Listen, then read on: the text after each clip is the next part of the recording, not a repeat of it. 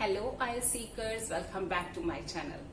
In our today's video, we are going to do IELTS speaking cue card, that is describe a character from a movie that you like or a character from the movie that impressed you the most. As this is the cue card which is being asked commonly nowadays at many of the test centers. I'm going to explain it to you in Hindi so that it can be easily comprehensible for you. And before beginning, if you are visiting the channel for the first time, don't forget to subscribe to it so that in future too you can get the quality as well as the relevant material related to IELTS. Let's begin with our video without wasting any time. So the cue card is describe a character from a movie that you admire. किसी movie में से किसी character के बारे में बताइए जो आपको अच्छा लगता है. Which character is this? ये कैरेक्टर कौन सा है? Who played this character? इस कैरेक्टर को किसने प्ले किया है? मीन्स इसमें किस एक्टर या एक्ट्रेस ने काम किया है? What does this character represent? ये कैरेक्टर क्या रिप्रेजेंट करता है, क्या मैसेज देता है? And explain why you like this character. इस कैरेक्टर को आप लाइक क्यों करते हो, उसका रीजन बताना है हमने. Okay, the answer goes like this.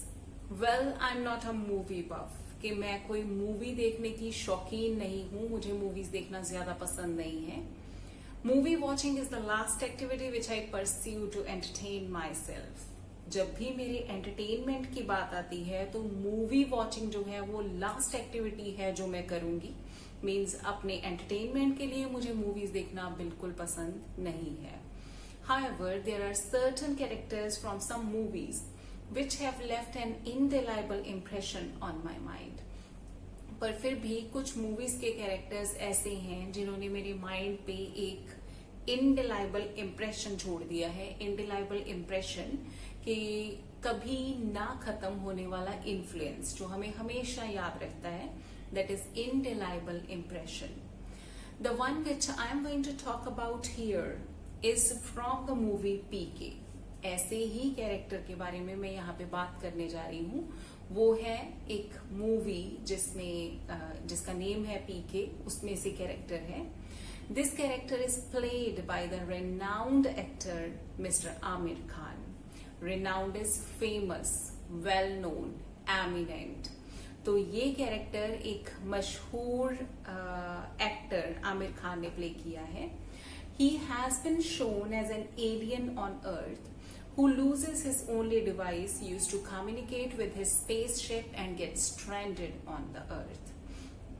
तो उनके पास एक डिवाइस थी. Means he was an alien.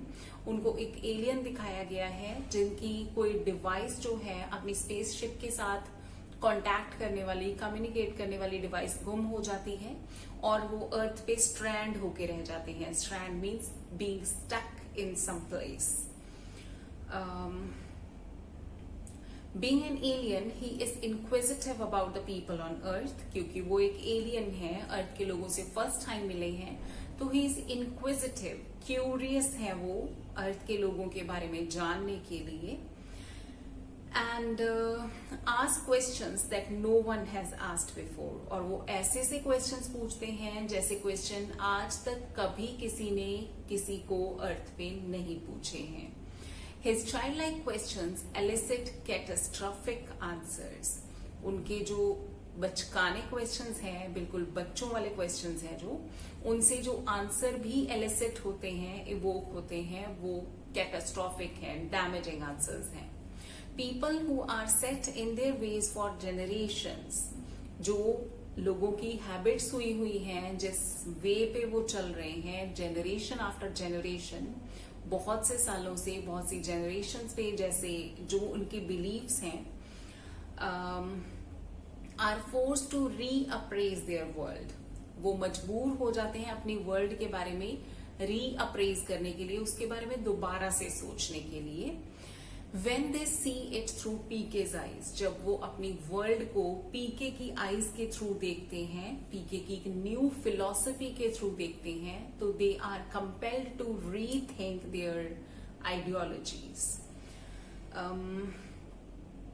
This character gives us an insight into the mindsets of the people. ये कैरेक्टर हमें लोगों के दिमाग की अंडरस्टैंडिंग देता है, उनकी इंसाइट देता है कि वो उनके माइंडसेट कैसे हैं, वो कैसे सोचते हैं, क्या सोचते हैं, and shakes us to think, और हमें झंझोड़ के रख देता है ये सोचने के लिए how the universal message of God is forgotten, कि कैसे जो गॉड का यूनिवर्सल मैसेज है कि गॉड वन है या गॉड के वेज क्या हैं, वो सब कुछ हम भुला चुके हैं। We have forgotten all those things, and how people are manipulated, कैसे लोग कंट्रोल में आ गए हैं, लोगों का कंट्रोल, लोगों के ऊपर कंट्रोल है किसका, by the so called religious leaders. Religious leaders का लोगों के ऊपर एक कंट्रोल है, वो लोगों को उसके अकॉर्डिंगली चलाते हैं, as aptly called as managers by PK, जिनको पीके एप्टली, बहुत एप्रोप्रिएटली, बहुत सही ढंग से उनको मैनेजर्स बोलता है कि ये गॉड के मैनेजर्स हैं। Apart from this, PK's character gives us a peep into widening gap in human relationships. इसके अलावा पीके के कैरेक्टर के थ्रू हमें ये भी पता चलता है कि लोगों के रिलेशंस में कैसे गैप बढ़ रहा है, वो एक दूसरे से दूर जा रहे हैं due to the lack of communication. एक तो उनमें प्रॉपर अंडरस्टैंडिंग नहीं है, प्रॉपर कम्युनिकेशन नहीं है, as well as falling a victim to the philosophies of the fraudulent godmen. और इसके अलावा दूसरा रीजन क्या है कि वो शिकार हो चुके हैं फ्रॉड्स का। फ्रॉडुलेंट गॉडमेन जो अपने आप को गॉड के मेंटर्स बताते हैं, उनकी फिलोसफीज का शिकार लोग हो चुके हैं और वो ह्यूमन रिलेशन से, अपने फेलो बीइंग से दूर जा रहे हैं। In contrast, the way he strives to clear the misunderstanding between the two main characters of the movie raises his stature all the more. और इसके कॉन्ट्रास्ट में जैसे वो कोशिश करता है, पीके स्ट्राइव करता है, स्ट्राइव मीन्स डिटर्मिन्ड वे से कोई काम करना, कॉन्टिन्यूस एफर्ट्स करना किसी चीज के लिए, तो जिस तरह से वो एफर्ट्स करता है, मेन दो कैरेक्टर्स जो हैं, hero heroine, the actor and the actress, उनके बीच में कम्युनिकेशन गैप को रिमूव करके उनको पास लाने की कोशिश करता है, और इससे उसका स्टेचर जो है मूवी में और ज्यादा बढ़ जाता है। Stature is the position. What appealed to me the most, अब जिस चीज ने मुझे सबसे ज्यादा अपील किया है इस कैरेक्टर के बारे में, is that in this movie PK has been shown as truthful who never tells lies.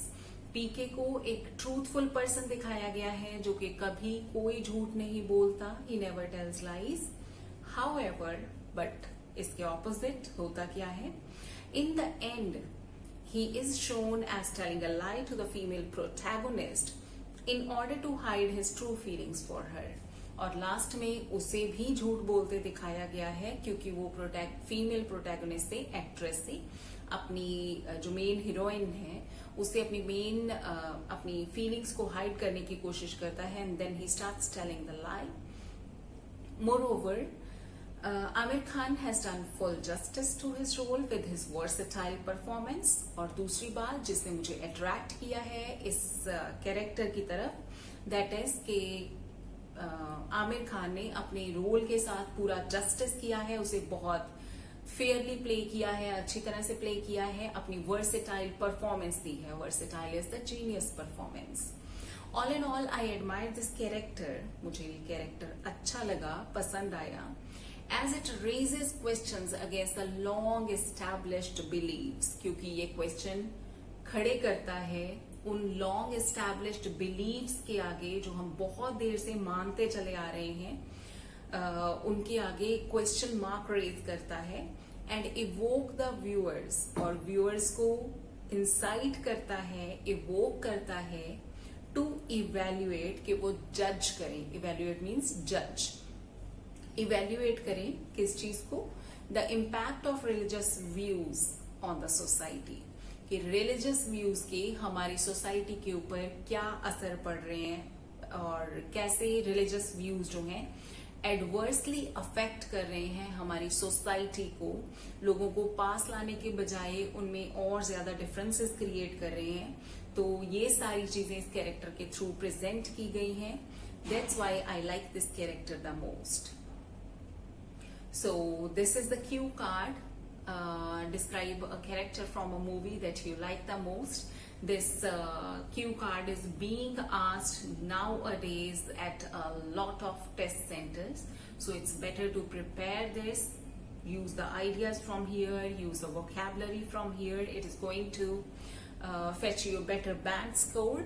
And in future too, if you want me to make videos on some other topics, do mention it in the comment box. I'll try to make it for as soon as it is possible for me. And keep learning, keep preparing for your IELTS, keep watching my videos also in order to improve yourself. Happy learning. Thanks for watching.